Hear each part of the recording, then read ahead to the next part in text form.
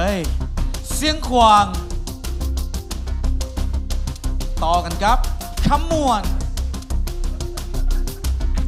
หนุ่มเหนือกับหนุ่มภาคกลางหัวข้อที่ได้รับคือ ถ้าเจ้าเฮ็ด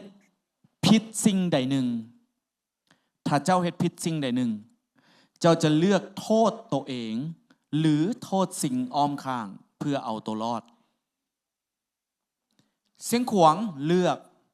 โทษสิ่งอ้อมข้าง โอเคส่วนคำมวลได้โทษตัวเองโอเคจำเป็นลูก โอเคเสียงขวางเนาะเอาดีๆโทษสิ่งอ้อมข้าง30 วินาทีเริ่ม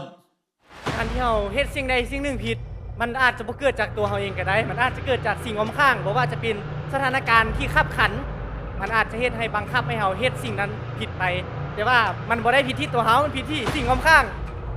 คนเฮาก่อนจะโทษตัวเองลองโทษคนอื่นมาก่อนเข้าใจ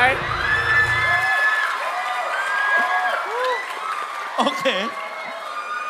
อยากรู้ว่าคำมวลเสียจังใดเนาะคำมวลจะโทษตัวเองลายเนาะ30 วินาทีเริ่มเป็นอย่างเขาต้องไปโทษคนอื่นทั้งที่เขาเป็นคนเฮ็ดเป็นเขาเป็นคนที่แบบว่าถ้าเขาเฮ็ดกับเขาก็เป็นคนผิด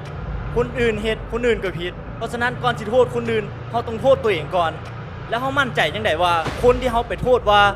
เจ้าผิดเด้อเจ้าเฮ็ดสิ่งนี้เขาบ่จำเป็นต้องเอาความมักส่วนตัวหรือว่าความคิดเห็นส่วนตัวเขาน่ะไปตัดสินว่าเจ้าเป็นคนผิดอันที่จริงเขาทั้งที่เขาเป็นคนเฮ็ดเขาต้องเป็นคนยอมรับผิดขอขอบใจ